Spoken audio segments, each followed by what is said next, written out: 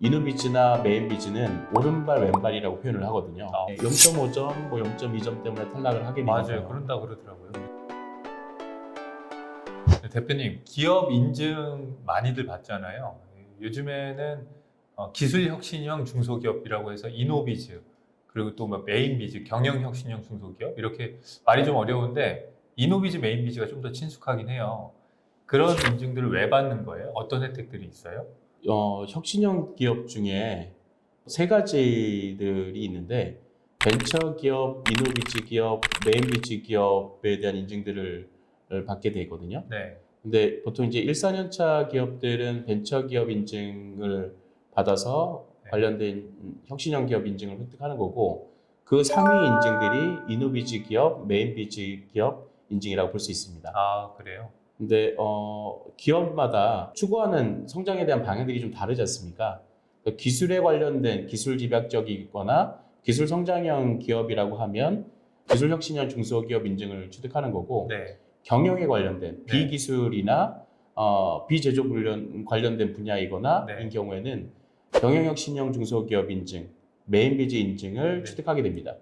근데 보통은 저희가 표현하기로는 이노비즈나 메인비즈는 오른발 왼발이라고 표현을 하거든요. 아, 그래요? 그래서 이제 기업들마다 기술혁신형 중소기업 인증을 받았다면 경영혁신형 중소기업 인증도 거의 같이 받고 있습니다. 아, 그래요?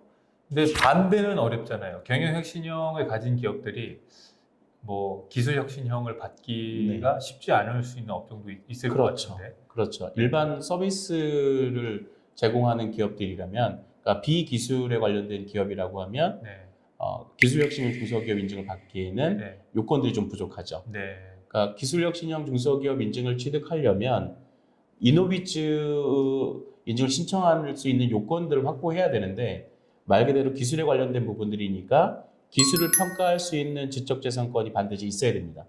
그러니까 기술 평가를 받아서 해당 기술로 우리가 기업이 얼마큼 성장했는지, 해당 기술에 대한 기여도가 얼마인지, 기술 개발을 하고 있는 전문 인력들은 얼마나 확보하고 있는지, 네네. 이런 요건들이 충족돼야 되는 거고, 네. 기술 평가를 하기 위한 기본적인 평가 요소들을 확보해야 되는데, 해당 평가에 대한 내용들은 기술에 관련된 부분, 경영에 관련된 부분, 관리에 관련된 부분, 마케팅에 관련된 부분, 이 네 가지 요건들을 부합해서 1000점 만점에 사전 평가는 650점 이상, 네. 현장 평가는 700점 이상을 확보해야 되거든요. 그래야 기술혁신형 중소기업 인증으로 인증을 취득할 수 있는 자격이 됩니다. 네. 그 받으면 뭐가 좋아요? 세제 혜택을 받아가는 부분들도 있고요. 네. 세무심사에 대한 유예, 중소기업청에서 실시하는 지원 사업들에 대한 가산점들을 네. 받아가게 됩니다. 아, 그렇죠. 그 점수도 중요하죠. 네, 중요합니다. 네, 그렇군요. 보통은 이 기업들이 이걸 왜 받으려고 해요? 근데 그런 혜택들 때문에 받으려고 하는 기업들도 물론 있겠지만, 뭐 은행권이나 거래처에서 이거 받아와 하는 경우들도 분명히 있을 네, 거고. 있습니다. 예, 그죠? 주로 어떤 이유들이 더 많아요? 가산점 때문에 받는 케이스들이 가장 많고요. 사실 그게 제일 많죠. 네네. 그러니까 예를 들면 기업이 이제 성장하는 데 있어서 필요한 보증이나 자금에 대한 부분들도 물론 있고, 네. 벤처기업부터 보증에 대한 가산점들을 가져가지만 그 금액에 대한 부분들이 더 커지거든요. 네. 이노비즈 기업이나 메인비즈 기업 인증을 받게 되면. 네. 그러면 해당 인증을 통해서 자금에 대한 보증이나 대출에 대한 부분들을 확보하는 부분들도 있고, 또 보증을 받기 위해서 우리 또 보증률을 납부해야 되는 이런 부분들의 감면 혜택을 받으실 수도 네. 있고, 네. 그런 것들 때문에 이노비즈나 메인비즈에 대한 걸 확보하는 경우들도 있고요. 네. 우수 조달을 하기 위한 신인도 평가에 대한 가산점 때문에 이노비즈나 메인비즈를 확보하는 경우들도 있습니다. 네, 그렇군요. 이렇게 막 어디서 누군가가 필요로 할 때 빨리 받아서 이제 제출을 해야 되는데, 이게 기간이 오래 걸리면 제출하기가 좀 더뎌질 수가 있잖아요. 네. 얼마나 걸려요? 인증받는데? 이노비즈 인증은 평균 한 45일 정도를 네. 봅니다. 근데 중요한 부분들은 사전 평가를 650점 이상을 확보해야 되고, 네. 메인비즈는 사전 평가 600점 이상을 확보해야 되거든요. 근데 사전 평가를 했을 때 그 점수에 대한 부분들이 미달이 된다면 그 부분들을 좀 확보하기 위한 노력들을 해야 됩니다. 사전에 당연히 기술에 관련된 부분들이기 때문에 지적재산권 그리고 부설연구소 관리에 대한 기반으로 ISO 인증을 네. 확보해서 그 점수들을 가져갈 수 있는 요건들이 돼야 되는 거고요. 네네네. 이전에는 인적 자원에 대한 부분들도 많이 비중을 차지했었는데 네네.